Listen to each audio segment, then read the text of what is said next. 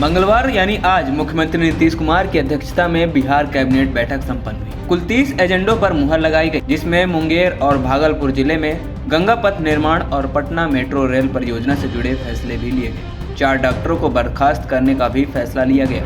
बता दें, Patna metro rail परियोजना के अंतर्गत प्रायोरिटी कॉरिडोर के 2 साल 8 महीने की अवधि के रखरखाव काम के लिए सेवा कर रहित कुल अनुमानित खर्च 179.37 करोड़ नामांकन के आधार पर Delhi metro rail corporation limited को देने और प्रायोरिटी कॉरिडोर के कार्यान्वयन के लिए 3 कार सिग्नल ट्रेन सेट किराए पर लेने के लिए 21.154 करोड़ रुपए का अनुमोदित किया गया। वहीं आपको बता दें, पटना में नीतीश कैबिनेट की बैठक में बिहार सरकार के लगभग सभी मंत्री शामिल हुए। मुख्यमंत्री नीतीश कुमार के कैबिनेट की बैठक की अध्यक्षता में पटना स्थित पुराने सचिवालय में संपन्न की गई। इसके तहत अगले 5 सालों में 1 करोड़ नौकरी देने के लक्ष्य को कैबिनेट ने मंजूरी दी है। बिहार में चल रहे विशेष मतदाता पुनरीक्षण में BLO और सुपरवाइजर को सरकार 6,000 रुपए एक मुश्त अतिरिक्त मानदेय देने को स्वीकृति दी है। वर्ष 2025 से 2030 के दौरान 5 वर्षों में 1 करोड़ नौकरी और रोजगार सरकार देगी। नई नौकरी और रोजगार सृजन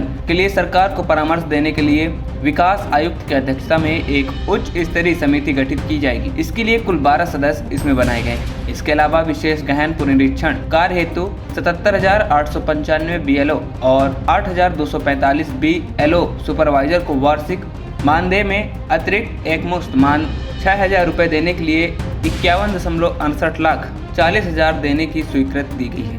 बिहार कैबिनेट की बैठक में कई अन्य प्रस्तावों को भी मंजूरी दी गई है, जिसमें भागलपुर में गंगा पथ परियोजना को मंजूरी दी गई है। सुल्तानगंज भागलपुर साबोर के बीच 40.80 किलोमीटर लंबा पथ बनेगा। इसके लिए 4,850 करोड़ स्वीकृत किए गए हैं। मुंगेर में गंगा पथ परियोजना को मंजूरी दी गई है। मुंगेर, बरियारपुर, घोरघट, सुल्तानगंज इन सब के बीच 42 किलोमीटर लंबा पथ बनेगा। इसके लिए 5,120 करोड़ रुपए की स्वीकृति की गई है। पटना मेट्रो रेल परियोजना अंतर्गत प्रायोरिटी कॉरिडोर के 2 वर्ष 8 महीने की अवधि के रखरखाव के लिए 179.37 करोड़ रुपए Delhi metro rail corporation limited को दिए गए।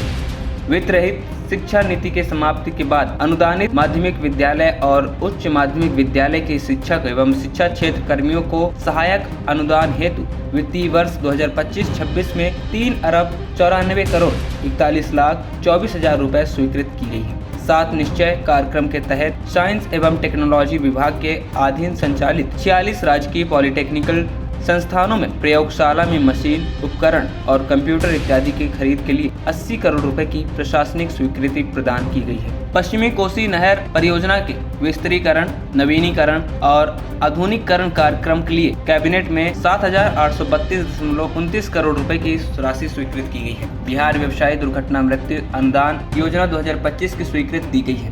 इस योजना के अंतर्गत करदाताओं की दुर्घटना मृत्यु होने पर उनके आश्रितों को 5 लाख रुपए अनुदान की राशि दी जाएगी। बम निरोधक दस्ता के कर्मियों को मूल वेतन का 30% प्रतिमाह जोखिम भत्ता जो कि 25,000 रुपए अधिकतम होगा देने की स्वीकृति दी गई। बिहार न्यायिक सेवा के पदाधिकारी को 1 जनवरी 2016 के राज्य कर्मियों के रूप में वार्षिक वेतन वृद्धि जनवरी और जुलाई में देने की स्वीकृति दी गई है। इन सब के साथ बिहार कैबिनेट की बैठक में 4 डॉक्टरों को बर्खास्त करने को लेकर भी निर्णय लिया गया है। इसमें बेगूसराय के मझौल अनुमंडल विशेष चिकित्सा पदाधिकारी डॉक्टर चंदन कुमारी, लखीसराय प्राथमिक स्वास्थ्य केंद्र सामान्य चिकित्सा अधिकारी डॉक्टर कृतिका सिंह, जमुई सदर अस्पताल चिकित्सा पदाधिकारी डॉक्टर निमिषा रानी और लखीसराय हालसी सामुदायिक स्वास्थ्य केंद्र सामान्य चिकित्सा पदाधिकारी डॉक्टर कृति किरण को सेवा से बर्खास्त करने की अनुमति दी गई है।